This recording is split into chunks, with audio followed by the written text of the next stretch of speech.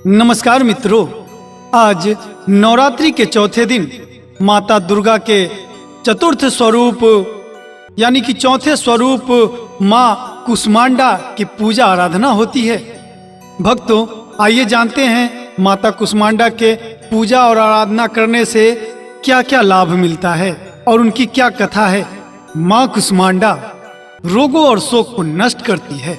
माँ कुष्मांडा की उपासना से भक्तों के समस्त रोग शोक मिट जाते हैं। इनकी भक्ति से आयु, यश, बल और आरोग्य की वृद्धि होती है। माँ कुष्मांडा अत्यल्प सेवा और भक्ति से प्रसन्न होने वाली हैं।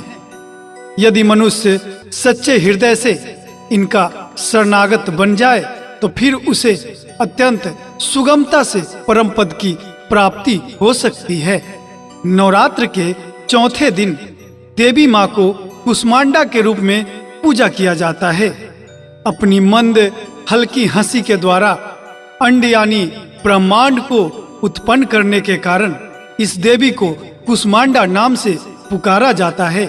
जब सृष्टि का निर्माण ही नहीं था, चारों तरफ अंधकार ही अंधकार था, तब इसी देवी ने अपने ईसत हास्य से ब्रह्मांड की रचना की थी।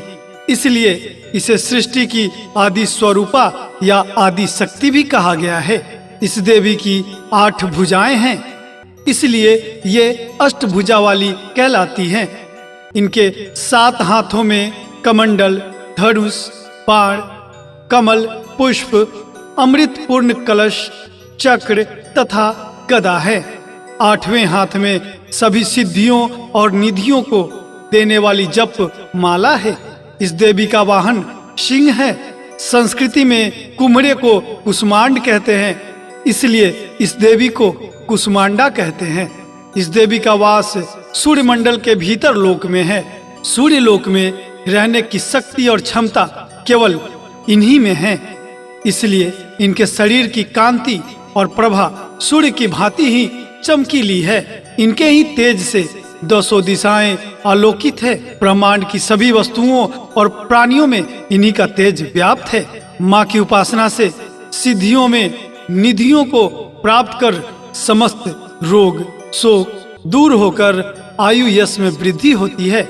प्रत्येक सर्वसाधारण के लिए आराधना योग्य यह श्लोक सरल और स्पष्ट है।